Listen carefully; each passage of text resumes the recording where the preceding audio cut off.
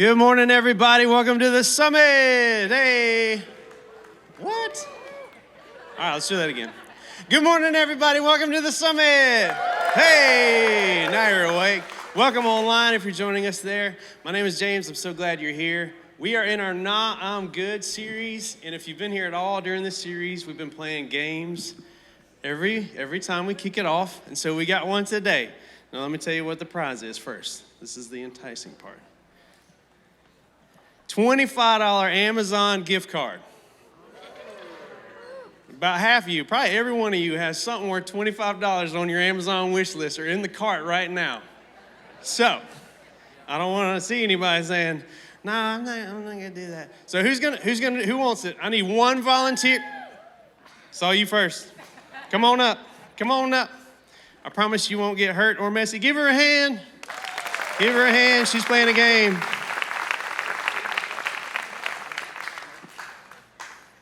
All right. How are you today? Good. Tell us your name. Kimberly Stanley. Kimberly Stanley. Come on out here. Come stand in the middle right here in the front with me. So we're going to play a game called Mystery Box, okay? Mystery Box. So what's going to happen, Austin's bringing out our mystery box. There's 3 compartments, okay? You can't see what's in it, okay? You're going to stand behind it, and then you're going to reach in each one, and you're going to try to guess what it is. If you make it to the end, you don't have to get your guess right, but if you make it all the way to the end, the card is yours. Is anything alive? There's nothing alive in the box, at least not anymore. So, no, I'm just kidding. So start on this side. Let's work our way down. A gummy worm. Hey, gummy worm, she guessing. Gummy worm it is. Not too bad, right? All right, round 2. Here we go. Going in.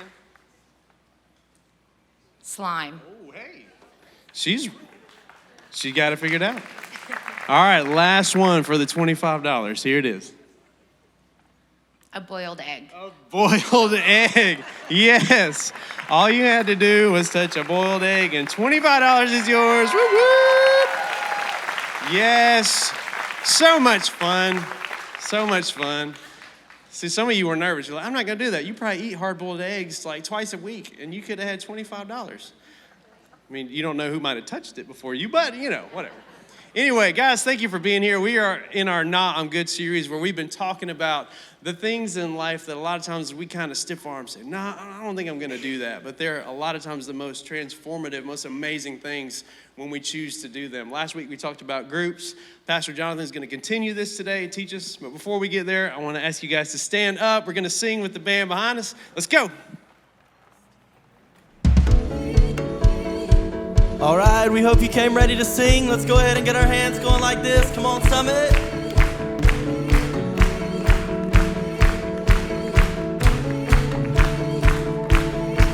I've searched the world for meaning. I can't explain this feeling that all of our hearts are beating for something beautiful. I found you in the searching. Yeah, you were right there with me. You gave me a brand new story. It's something beautiful. Yeah. Now I can breathe. My fears release. Now I am free because of you. If this is what it feels like to know you.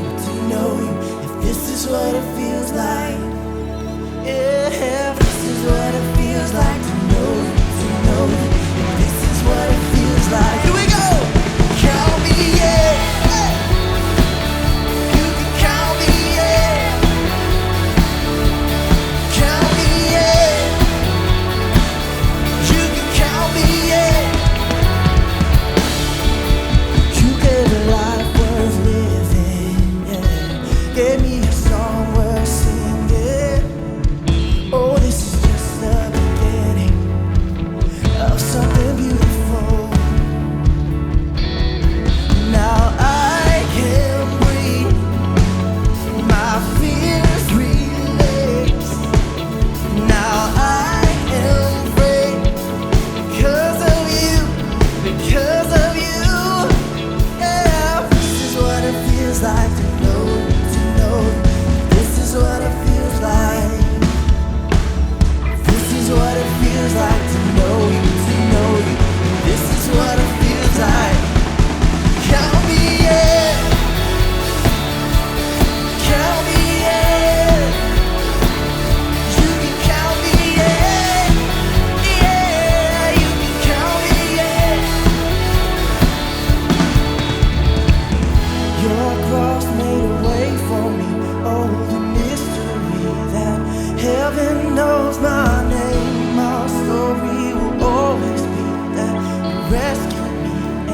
never be the same. Your cross made a way for me.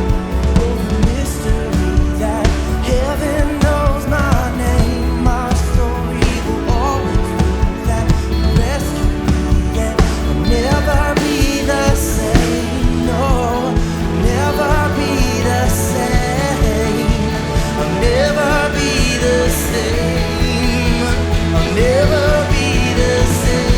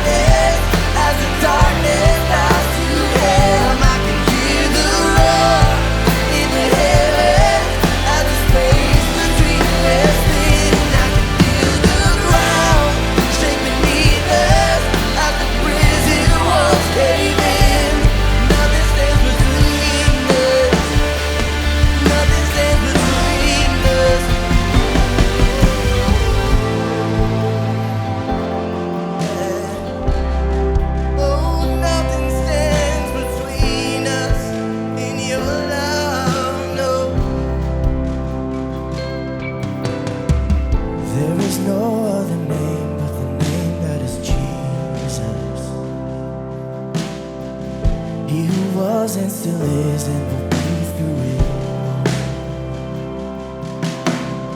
So come with me in the space between all the things unseen and this reckoning.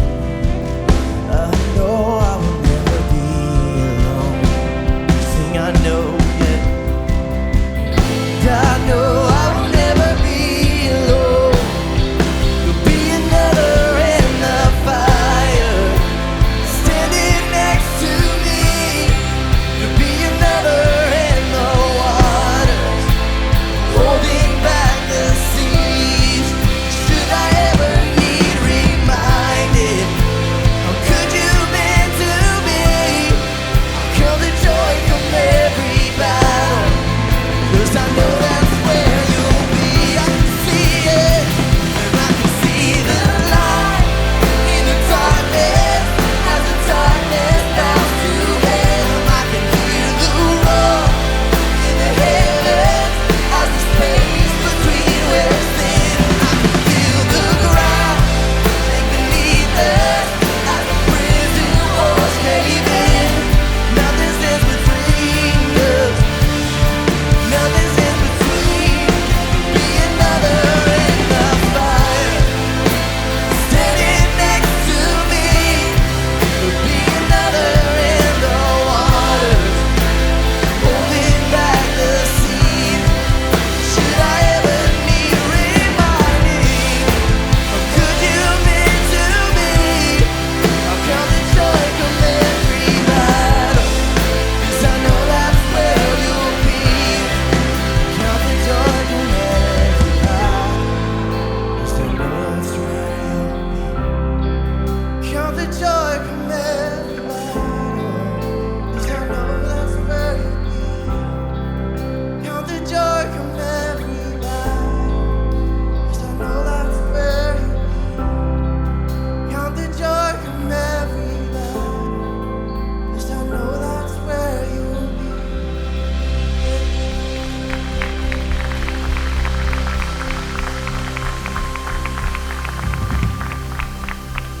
Thank you for singing with us today. You can go ahead and grab a seat.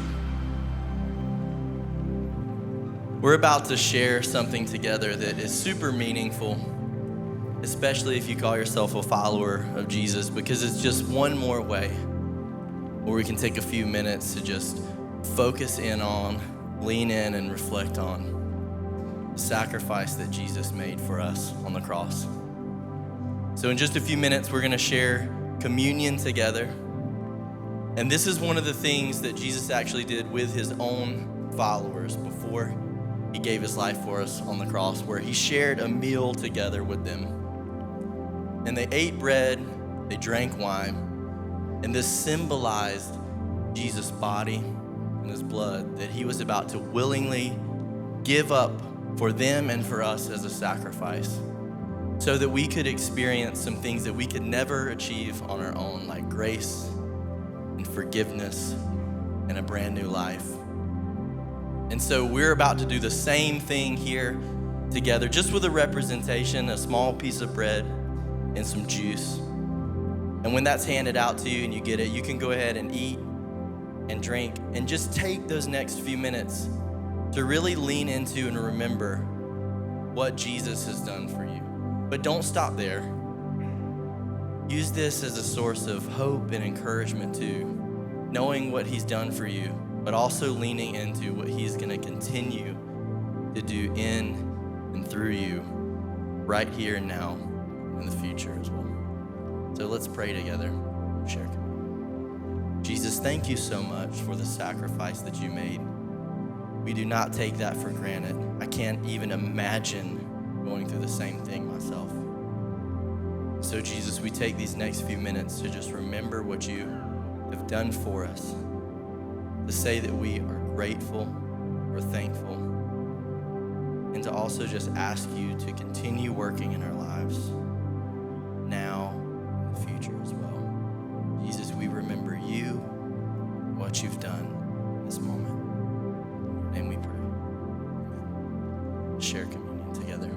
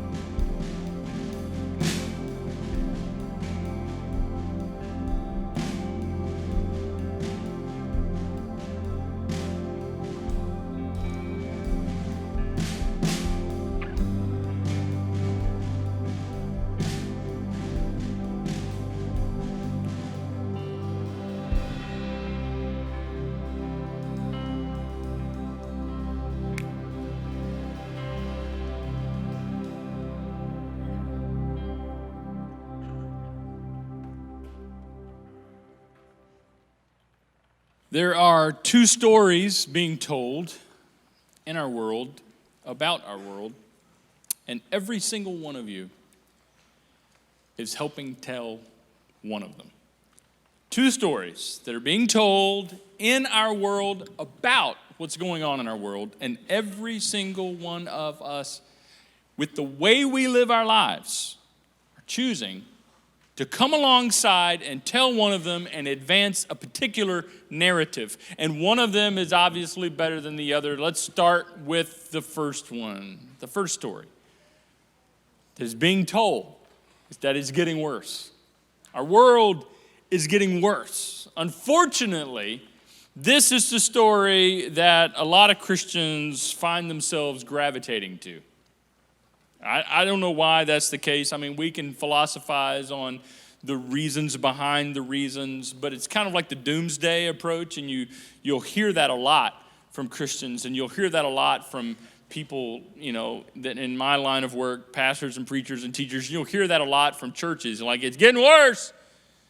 It's getting worse. Oh, politics. Oh, it's getting worse. The world out there, the environment, education, guns. Oh, the border, immigration. Oh, it's just getting worse. It's getting horrible. And it's interesting that when you adopt an it's getting worse mindset and you decide that's the story you want to tell with your life, you would think that would motivate you to action. But what's surprising is that story creates apathy. Because what churches do, what Christians do, is they're like, oh, it's getting worse. We're just going to hunker down and wait until Jesus comes to get us out of this hellhole. Yeah. Am I right? I mean, it's just like, we're just going to kind of wait until God gets us away from all this. And so they do nothing. Nothing. I admit we got problems in this world.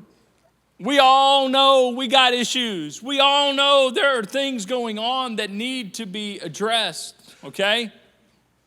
But to tell the story and to lift the banner and to wave the flag, it's just getting worse and worse and worse and worse, that's not the best way to go about it. There's another story.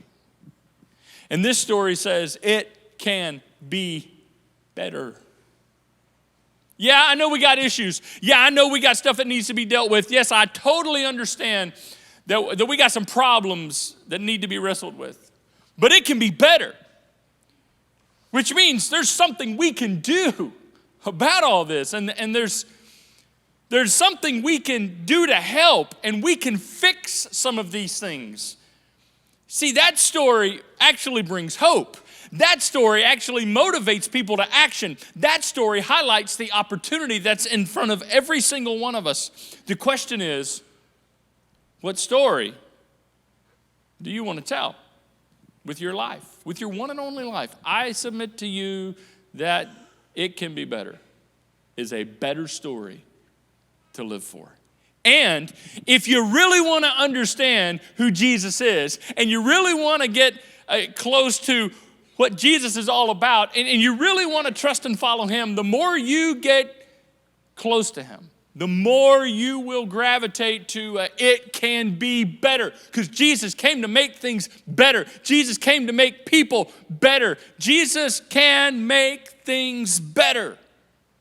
I understand we got problems, but you and I have a choice. I ask you, and I welcome you to join with me, and let's tell the better story. It can be better. Now, here's the deal. What we're getting ready to talk about, if you're a follower of Jesus, if you call yourself a Christian, you're on the hook for this, and I'm on the hook for this. This is just what God has called us to, because you call yourself a follower of Jesus. Now, if you're not a Christian, and if you're not a follower of Jesus, you can tell whatever heck story you want to tell, okay? That's totally up to you. But I bet, even if you're not a follower of Jesus, you would agree that the better story is it can be better.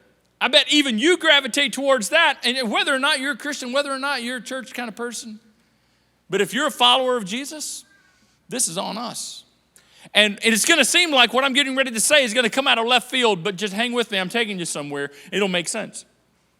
One of the best ways to make things better, to help things get better, is actually through serving the needs of others. In fact, I believe serving is the most real, defining, and transformational display of Jesus' love in the world. I believe when you serve to meet the need in somebody else, and we'll talk about why in just a minute. You'll see it. It'll be clear. But I believe serving is the most real and the most defining and transformational. It's undeniable, because when you are serving others and meeting needs in other people's lives, it's something that can be touched and smelt and felt and experienced. It's tangible, it's close, it's face-to-face. It's not a philosophy. It's not just a belief. It's more than a theology. It is practical, life-on-life love of Jesus. And nothing will make things better faster than sharing the love of Jesus through serving others. Kind of makes you wonder why people stiff-arm this. Why, like we've been talking about things in this Nah, I'm Good series, why would someone, especially a Christian, especially a follower of Jesus, kind of look at the serving thing and go, well, you're right, I get it. I mean, you make a point, and there's no arguing with that, but nah, I'm good. Nah, I don't know. It's just not for me, or it's just not right now, or maybe later, or it used to be me, but no longer because I'm a different stage of life, and there's different things are going on, and I just need a break. And no. I mean, what would bring us to the point of doing that? I mean, I think there's many reasons. We don't have time to get into all of them. It could be that you're just assuming somebody else will take your place. Somebody else will step up. Next man up. It's like the football team. Next man up. No, that's a shallow way of looking at it. It could be pride. It could be the fact that, and then pride is really hard to see in the mirror. So if it is pride, somebody else will probably have to point it out to you, and you'll probably get defensive and argue with them. Because it's really hard to see in the mirror. I'm just telling you. Maybe it's church hurt. You've been hurt by church in the past. I get it. I understand. I've definitely been there. Maybe you've been disappointed and hurt by another Christian. Maybe you're just so busy, right? I know you got a lot going on. I understand. Maybe you feel like you're not needed, or you can't, or you're afraid, or you're just complacent, waiting for Jesus to come back and get you out of this hellhole, like we talked about. Whatever your reason for going, nah, I'm good, it's time to get over that. You call yourself a follower of Jesus, which we'll say more about in just a few moments, but it's time to step past all the things that are keeping you from embracing who God truly called you and me to be. I wish it were enough. I wish it was enough that I could just stand in front of you and call us to obligation and obedience in Christ. I wish that was enough. I wish I could just say this. I wish I could just say, we serve because Jesus served, because Jesus did. We serve because he said to, and we serve because we follow him. Period. Y'all have a nice day. Let's get to it. Wouldn't that be nice? Because you'd be getting out right now. Wouldn't that be nice? But you're not. Right? Wouldn't it be great if I could just say, we serve because Jesus served, and he said to for us. And we follow him. Now, unfortunately, in our world, social media has really screwed up what people understand when it comes to what it means to follow someone, right? In our social media world, to follow someone means you click a button and you creep on them from a distance. You click a button that says you follow them, and then you watch them. You don't do a dang thing. You just watch them. That's what they're wearing. It's not her color. Bless her heart, somebody needs to tell her. Right? Like, oh, we don't need to see that. You don't need to show that to the world. Or like him, oh, he wants everybody to see. Or he, they're just showing off. And, oh, look, their children are perfect. I got a bad set of kids. They don't look like that. Look, they take perfect vacation. You see what I'm saying? You're following them, but you're not following anything. You're just watching them from a distance, and you're only seeing what they show you. This just cracks me up too. I'm sorry, people are real bad at this, I'm just going to be, it's just me without makeup. I'm just me. This is what you get. Hair all a mess and all this kind of stuff. And it's like, you think we're idiots? You still are only showing us because you like what you see. You ain't going to show us the real you. You ain't going to show us what you don't want anybody. Anyway, that's a side tangent. That was not in my notes. So I'm not supposed to say stuff like that. But you're not following anybody. To follow Jesus is not to watch what Jesus did and learn what Jesus did and study what Jesus did.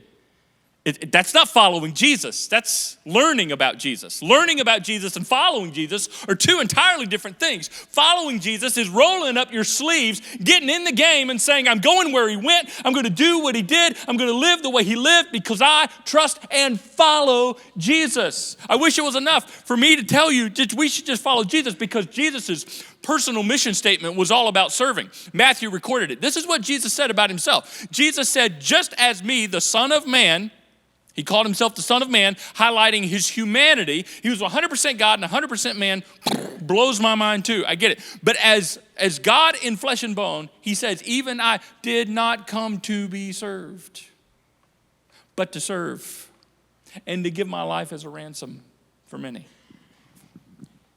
And I submit to you that had Jesus come to be served, nobody could have blamed him. Nobody would have said a thing.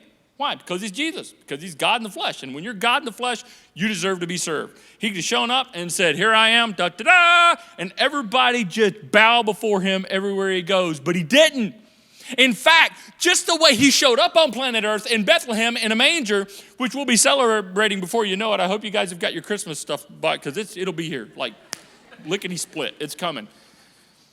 Right, but it'll be Christmas before you know it. We'll be celebrating Jesus in the manger, Jesus in the manger. Just that in of itself kind of tipped the world off. Hey, listen, I ain't coming like you think a Messiah is coming. I'm not coming the way a king would come. In fact, a lot of people disregarded the fact of who he said he was just by the way he was born. He said, I didn't come to be served. I didn't come to make it about me. And it was about him. It always has been about him. It will always be about him, and he didn't come to make it about him. He came to meet the needs of other people, which is interesting. We do the exact opposite. As his followers, we come to be served, right? We come to be served. We show up to church to be served. Actually, that's why we're here. We want to be served, and then we will give our opinions on how well we were served. Yeah, they shine the light in my eyes. I'm not going back. They asked me to scoot over. They asked me to move. About the time I got the seat conformed to the shape of my buttocks, it was feeling good, sitting good, nice and warm. Somebody asked me to move over. Can you believe that? I cannot believe that. There was a line. I had to wait in line. I just wanted to worship Jesus. Why do you have to stand in line to worship the Lord? Right? Well, you can go somewhere else. There's not a line. But you see what I'm saying? We show up. We show up to be served and to give our opinions on how well we were served. Jesus did it so different. And we're supposed to follow him. I know this is a lot. I know this is kind of heavy. I get it. But this is what we need. And then Paul comes along. After Jesus gave his personal mission statement, not to be served, but to serve others, Paul comes along and reiterates this. In the first century, he writes to a group of Christians in Philippi and gives this Mac Daddy analogy that is so convicting and challenging. It just kind of lets you know, this is what he said. He said, do nothing out of selfish ambition or vain conceit. In other words, don't do anything where you make it all about you. That's what he's saying. It ain't about you. Don't make it about you. Don't do anything out of selfish ambition. It's about me, or vain conceit. Look at me, look at me, look at me, look at me. Rather, in humility, value others above yourselves. Value others above yourselves. Not looking to your own interests, but each of you to the interests of others. Can you imagine how much better the story would be? How much better our world would be if we did that? If we actually, as followers of Jesus, looked to other people and said, you're more valuable than I am. I'm going to treat you like you're more important than me. You see, which is interesting because the exact opposite is what we're often told, right? You ain't better than me. Nobody's better than me. You ain't better than me. You think you're better than me? You want to step outside? You think you're better than me? Oh, she thinks she's better than me. She thinks. You see the stuff we've fed ourselves and we've bought into? Jesus said, treat each other as if other people are better than you. Value them over yourselves. Can you imagine how much better our world would be? Hey, let me take it home real quick. Can you imagine how much better your marriage would be?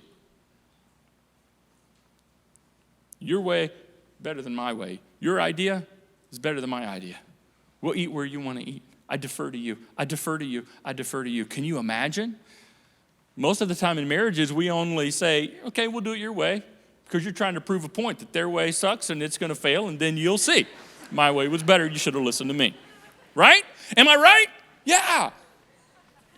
Can you imagine how much better family dynamics would be? Can you imagine how much better the office environment would be? Can you imagine how much better the world would be? It's a much better story. It can be better when we start really following Jesus. And then this analogy, he says, let me give you an example. You should have the same attitude, the same mindset as Christ Jesus, the very same. I know you're not Jesus, I'm not Jesus, none of us are Jesus, but you should adopt the same attitude Jesus had. What attitude was that? Well, he was in very nature God, but he did not consider equality with God something to be used to his own advantage. Jesus didn't show up and said, I'm the man. What's interesting, he's the man. And he didn't treat people like he was the man. He came and what? He goes on. He made himself nothing. And this is what you and I are to do to each other. I wish it was enough for me to just read this and say, let's go do this. He made himself nothing by taking the very nature of a servant, being made in human likeness, and being found in the appearance of a man, he humbled himself. Made himself less. Now this isn't, man, I'm no good and nobody loves me and I'm not good. No, it's not self-pity. It's saying, you know what? I'm going to put myself last and I'm going to put others first. He humbled himself by becoming obedient to death, even the death of the cross. Wow. And we're told as followers of Jesus that things can get better when we live like this. I wish it was enough for me to say, let's do this. But unfortunately, I know me, and I know you, and that's not enough. So let me look at it from a different angle. In this Nah, I'm Good series, each week we've been looking at what happens if we choose to stiff arm and say, nah, I'm good to the things that God has called us to. And today, since we're talking about serving, what does it look like? What happens? Maybe this will help. Maybe this will help your motivation. What does it look like when you go, nah, I'm good. I know. And one day I will, and I'll get serious eventually, but now, here's what happens. If you call yourself a Christian, if you call yourself a follower of Jesus, and you're like, nah, I just don't do the serving thing. I just don't, whether you're at home, or your neighborhood, your community, your church, wherever, no. Here's what happens. If you don't, you're going to be untrue to who you are. You're going to be untrue to your identity. You'll be living the life of a hypocrite because you call yourself a Christian. Nobody wants to be a hypocrite. Nobody likes hypocrites. That's why most of you haven't been to church in forever, for years. That's where all the hypocrites are. You're probably right. But where should hypocrites be? I'd say they need Jesus, right? You're untrue to your identity. You call yourself a follower of Jesus. I call myself a Christian. And as a child of God, as a follower of Jesus, our Savior, serving is just who we are and it's what we do. It's who we are and it's what we do. It's just who we are and it's what we do. And it's unnatural for anyone to call themselves a Christian and not do what Jesus did. It's unnatural for anybody to call themselves a follower of Jesus and not actually follow Jesus. So it's unnatural for anyone who calls themselves a Christian to not serve like Jesus called us to serve. Something is wrong. You're untrue to your identity. Secondly, here's what happens. You'll miss out on some of the best parts of what it means to follow Jesus. You'll miss out on some of the best parts. If you're like, nah, I don't do the serving thing, you'll miss out on some of the best because the greatest moments and the greatest memories come to you when you are giving your life away to others. The greatest moments and the greatest memories will come when you're serving, not when you're being served. I know this is true. I've experienced this. And I'm not talking about my life as a pastor. I'm not talking about my official role or my title and what I do on this stage. No, I'm talking about the greatest moments and the greatest memories of my life have come when I have been engaged in serving the needs of others. It's when I've grown the most spiritually. Hey, you want to grow more spiritually?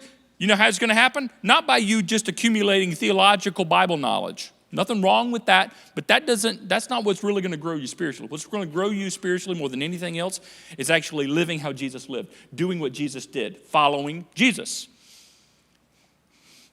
You'll grow spiritually, and you'll grow in community with others. Some of my greatest experiences with other people, deepest relationships, fondest moments with others have been when we were serving together. If you stiff-arm this and go, no, I'm good, you will miss out on some of the best. You will miss out on some of the best moments, and you don't want to do that. If you don't serve, there's something else. You'll end up living for yourself. You'll end up living for yourself. Oh, okay. Come here a second. Come here. Let's talk. You're awesome. You're great. You're a fantastic guy. You're an awesome gal, okay? Okay, you got it going on. You were made in the image of God. God loves you. You're incredible. You're incredible. All that is true. Yet, your life is too small of a mission to give your one and only life to. Your life is way too small of a purpose to give your one and only life to. And you're awesome.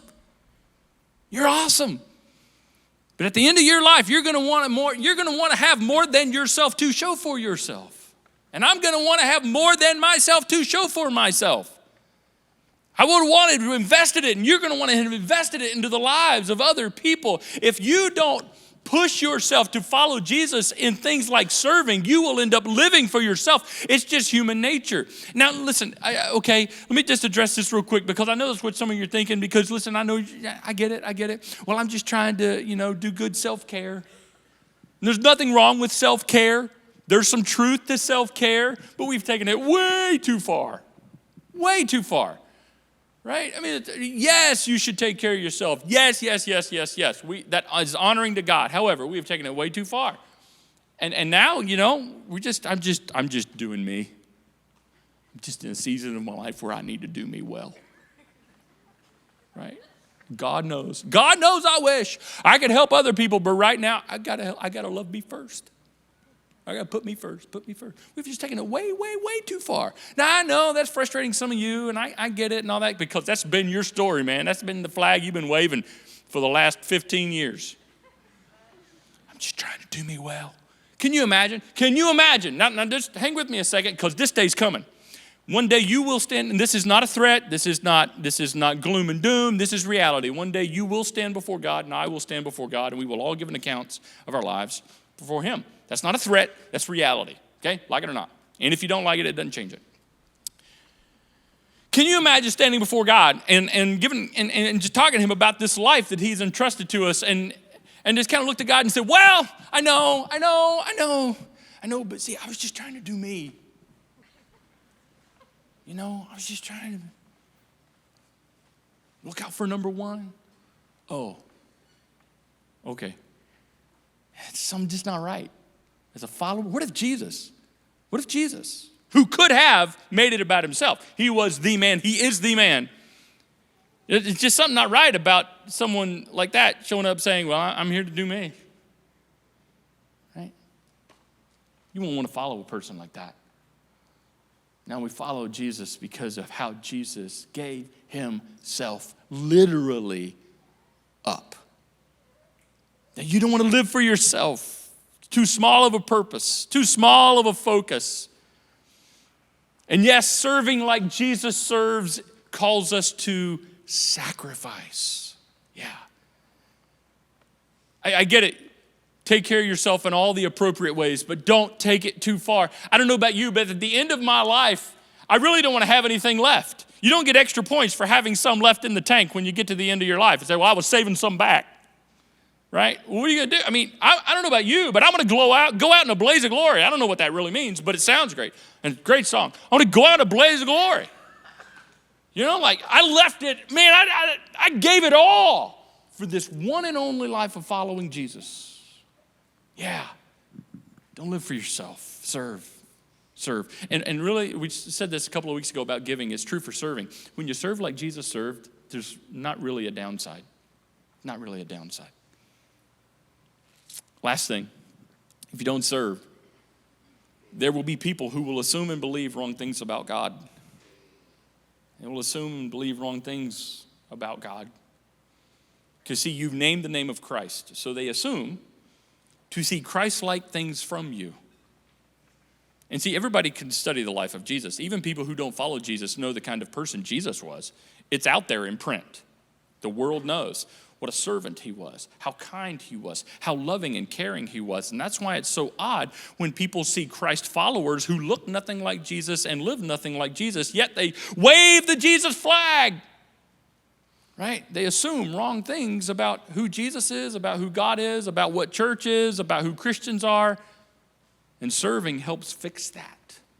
Helps right things. And our culture says that Christians and Jesus followers and churches are all about sin and judgment and sin and judgment. You're going to hell, you're going to hell, and you're going to hell. Everybody that doesn't look like me, live like me, and vote like me, you're all going to hell. Right? And I'm a follower of Jesus. And God is love.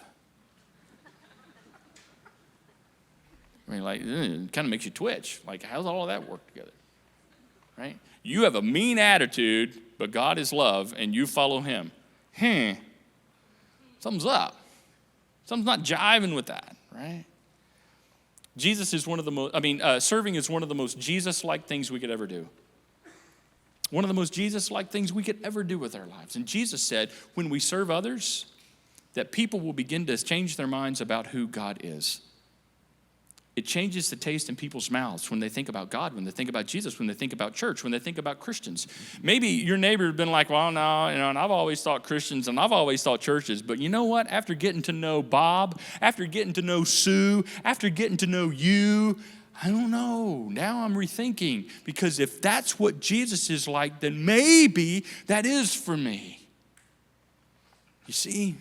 You don't want people to assume and believe wrong things because you didn't truly follow Jesus.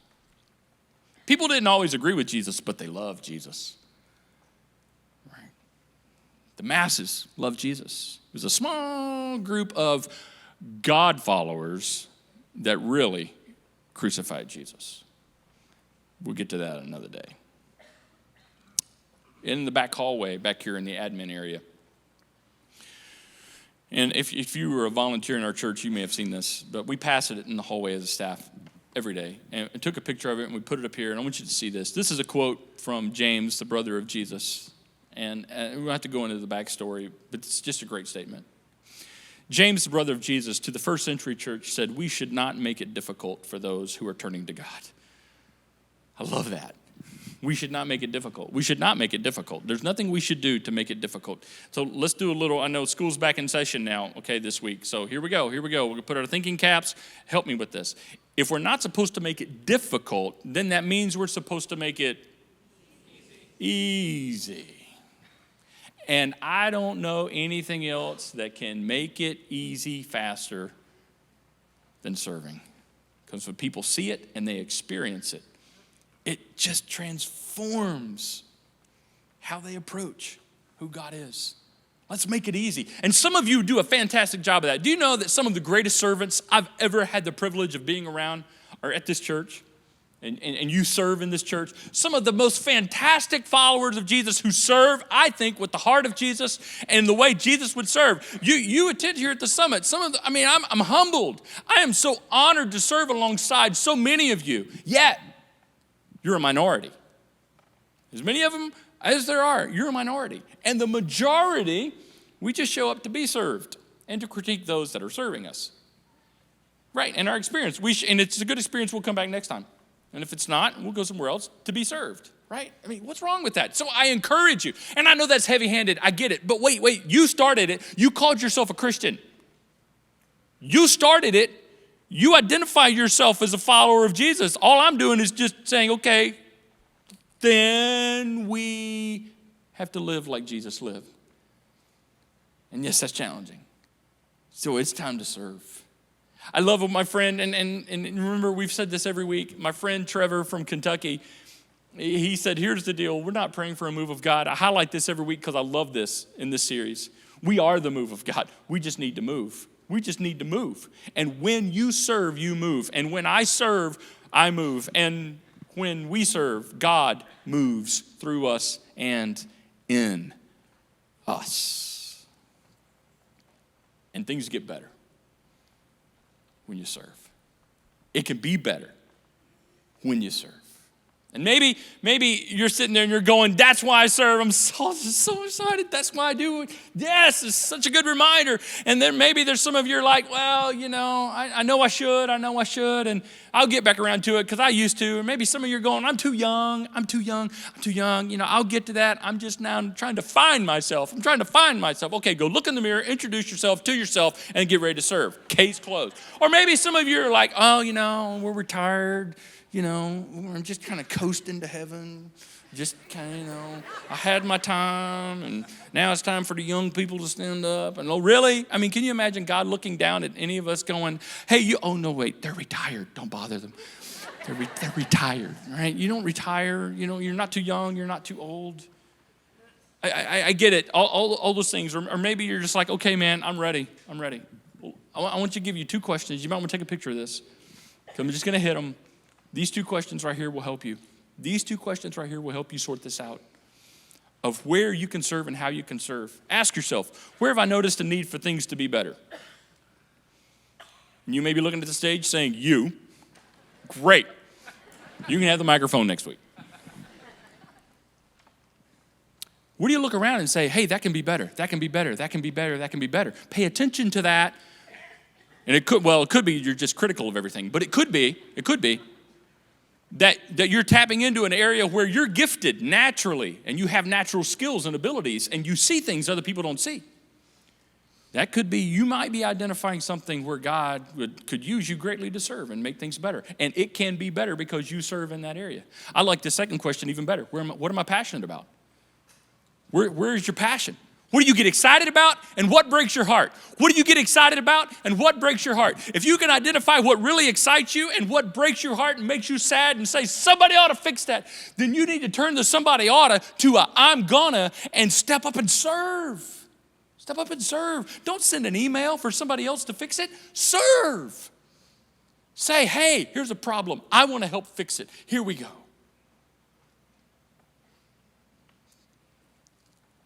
And as you think about those two questions, I want you to listen to Micah's story.